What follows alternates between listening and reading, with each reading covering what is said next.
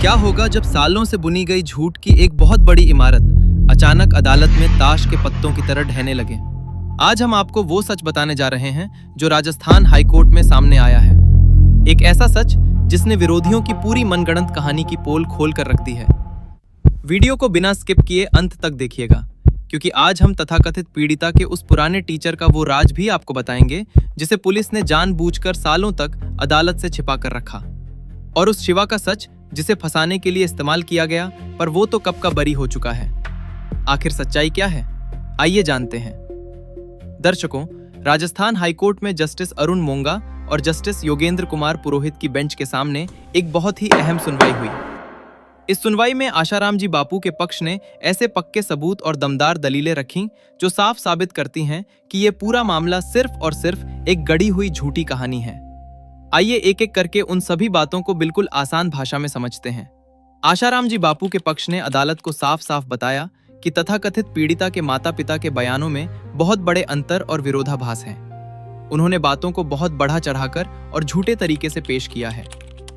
Court में पूछताछ के दौरान खुद लड़की की मां ने यह बात कबूल की कि पिता पहले ये पता करते थे कि संत कहां सत्संग कर रहे हैं, और उसके बाद ही वे लोग वहां की यात्रा करते थे। यानी उन्हें बापूजी की हर गतिविधि की पूरी जानकारी थी, और यह भी पता था कि बापूजी उस समय जोधपुर में थे। पक्ष ने स्पष्ट कहा कि जब सबूतों को देखने पर हर कदम पर दो अलग अलग कहानियां बन रही हों, तो ऐसी झूठी कहानी पर सजा नहीं सुनानी चाहिए थी। अब सुनिए इस केस का सबसे बड़ा झोल। अभियोजन पक्ष ने कहानी बनाई थी कि दिल्ली पहुंचने पर माता पिता ने सेवादार शिवा को कई बार फोन किया, लेकिन जब कॉल रिकॉर्ड्स का हवाला दिया गया तो रिकॉर्ड में शिवा को एक भी आउटगोइंग कॉल नहीं की गई थी। अगर वे कहते हैं कि बार बार फोन किया, तो रिकॉर्ड में एक भी कॉल क्यों नहीं है?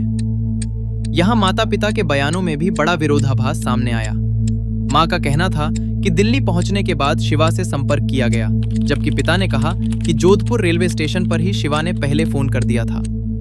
वकील ने अदालत से कहा कि अगर गवाह हर कदम पर अलग कहानी बताते हैं तो उनकी गवाही पर भरोसा नहीं किया जा सकता, और यह पूरा मामला बाद में गढ़ी गई कहानी पर आधारित है। सबसे महत्वपूर्ण बात यह सामने आई कि शिवा को ट्रायल कोर्ट पहले ही सबूतों की कमी के कारण पूरी तरह बरी कर चुका है। उसका नाम केवल आशाराम जी बापू को इस मामले से जोड़ने के लिए इस्तेमाल किया गया था। धारा 370 यानी मानव तस्करी के आरोप को भी पक्ष ने अदालत में चुनौती दी।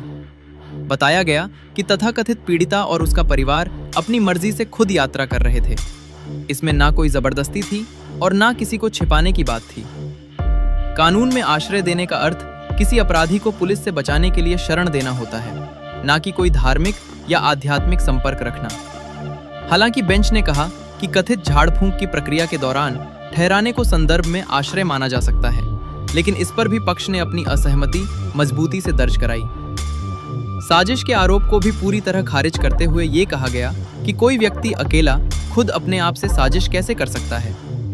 जब सह आरोपी पहले ही बरी हो चुके हैं तो साजिश की पूरी कड़ी अपने आप टूट जाती है। अब बात उस सबसे बड़े राज की।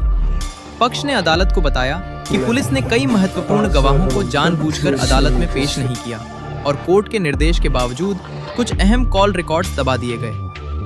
सबसे बड़ी बात यह बताई गई कि घटना के बाद तथाकथित पीड़िता की अपने एक पूर्व शिक्षक से मोबाइल पर हुई बातचीत को भी अदालत से छिपाया गया। सवाल यह है कि उस बातचीत में ऐसा क्या था जिसे सामने आने से रोका गया। सुनवाई के दौरान बेंच ने यह भी कहा कि गवाही के हिस्सों को बिना पूरे संदर्भ के नहीं पढ़ा जाना चाहिए, और अंतिम फैसला इस बात पर निर्भर करेगा कि विरोधाभास कितने गंभीर हैं और क्या वे मामले की जड़ को प्रभावित करते हैं। मामले की सुनवाई अभी जारी है और अगली तारीख पर आगे की दलीलें सुनी जाएंगी। सुनवाई की अगली तारीख 12 मार्च तय हुई है।